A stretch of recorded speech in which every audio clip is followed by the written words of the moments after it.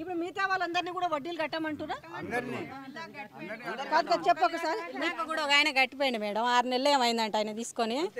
90,000 తీసుకున్నాంట, 4,000 వడ్డీ ఏమైతే కట్టేసిపోయింది మేడం.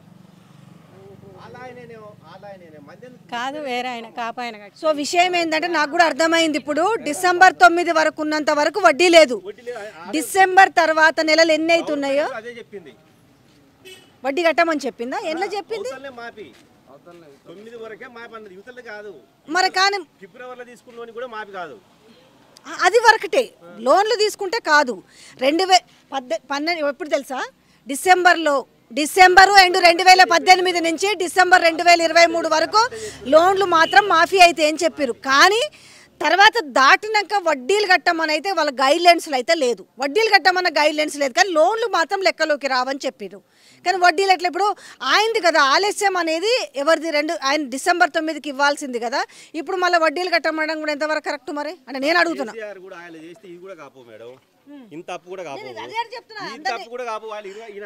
నేను ఒకటి చెప్పేది వింటావా?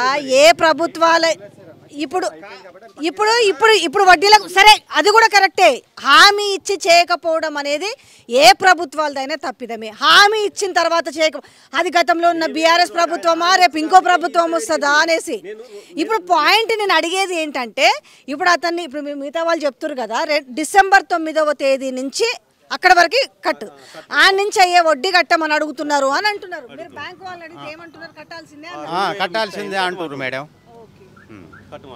మిగతా వాళ్ళు ఇప్పుడు రుణమాఫీ అయిన వాళ్ళు ఎవరైనా డబ్బులు తెచ్చుకురా? రెన్యువల్ చేసుకుని వెనక్కి తెచ్చుకున్న వాళ్ళు ఎవరైనా ఉన్నారా? అడిగిన తెచ్చుకున్నారు. నా సంవత్సరాలపురంలో ఇస్తున్నారు, మేము ఇస్తూనే ఉన్నారు. పోయి రెన్యువల్ చేసుకున్న డబ్బులు తెచ్చుకుంటున్నారు. ఇప్పుడు పడ్డోళ్ళు తెచ్చుకోవచ్చు. పడ్డోళ్ళు ఆ కాగితాలు ఏమున్నాయో అవి అడిగితే ఆ డబ్బులు తెచ్చుకుంటున్నారు అన్నట్టు.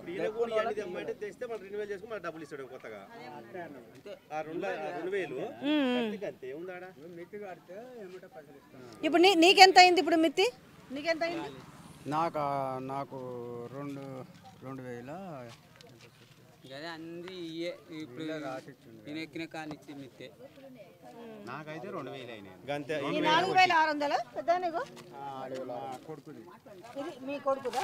ఇంట్లో మీ ముగ్గురికైనా రేషన్ కార్డులు అందరికి ఉన్నాయి మేడం. వాళ్ళకు ఉన్నాయి, అందరికి అయినాయి. ఇంట్లో రాసి 2 కొడుకులు, ఈయన ముగ్గురికి రేషన్ కార్డు ఉన్నాయి.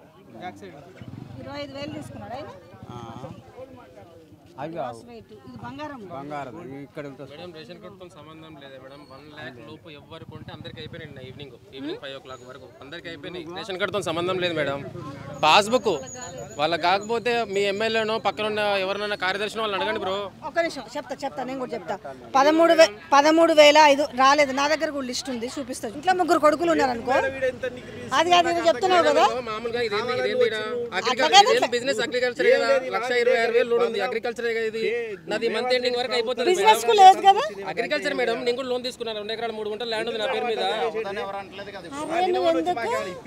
అట్లా చెప్పేది కాదు. ఇప్పుడు వాళ్ళకి చెప్తుంది అయితే చెప్పాలి కదా, దానికి సంబంధం లేదు. ఇప్పుడు ఈయన అడిగిండు మరి సమాధానం చెప్పాలి. రాలే మేడం. లోను రాలే మేడం. మీ నాయనకి అయిందా? ఎన్ని లోన్లు ఉన్నాయి? మా ఇంట్లో 4 ఉన్నాయి. మా అన్న ఐటీ కట్టినా, కట్టకింది. సరే ఆయనకి అయింది. మా డాడీ కాలే, మమ్మీ కాలే, నాకు కాలే, ముగ్గురు లేరు. మా అన్న బిజినెస్ ఉంది కాబట్టి ఆయన ఐటీ కట్టు. మా అన్నయ్యకి అయింది, నాకైతే కాలేదు. మా అన్న నాకు కాలేదు సార్. అందుకే మా డాడీ ఉందని నేను చిన్న కొడుకునని రేషన్ కార్డు ఇవ్వలేదు. అప్పుడు నేను కొత్త వెంకటయ్య కొడుకు. ఇందాక ఆయన మాట అన్నాడు చూడు, రేషన్ కార్డు అక్కర్లేదు అన్నందుకు నేను ఆయనతో మాట్లాడిస్తున్నా. మనం తెలుసుకొని మనం కూడా మాట్లాడతాం. సరే మా దాంట్లో మా డాడీ కావాలి, మమ్మీ కావాలి. మరి నేను రేషన్ కార్డు నాకన్నా కావాలి కన్నా. అయిందా కాలేదా? కాలే. ఎందుకు చెప్పారు? ఏమని అడిగినావు నువ్వు? అది అగ్రికల్చర్ ఆఫీస్ అంటుండు. అగ్రికల్చర్ ఆఫీస్ అంటున్నాడా? ఎందుకంట అందరికి ఒక నిమిషం అందరికి మాఫీ అయిందని చెప్పినప్పుడు మరి మిమ్మల్ని ఎందుకు అగ్రికల్చర్ ఆఫీస్ పోమంటారని అడగలేదా? ఇప్పుడు ఆ సార్ వచ్చి అంటుండు 2 బుక్కులు చూసి agriculture office Aadhaar card, ration card. ఎందుకంటే 1,20,000 ఉంది వదినకు, నీకు వదిన పేరు మీద 60 పోయింది. ఇంకా 60 ఉందిగా. అక్కడ పోయి ఇంకా 1,20,000 ఇంకా ఎంత మీ ఆవిడకి అయిందా? అయింది.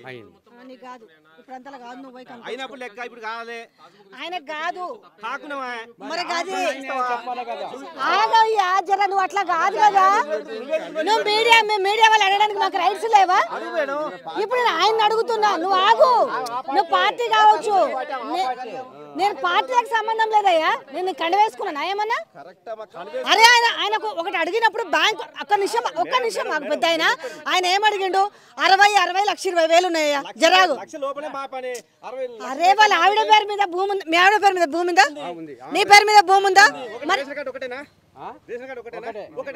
మరి రేషన్ కార్డు మరి ఇందాక ఏమన్నారు రేషన్ కార్డుతో సంబంధం లేదన్నారు ఆగా ఆయనకి భయం మాట్లాడుతున్నాడు రేషన్ కార్డుతో సంబంధం లేదన్న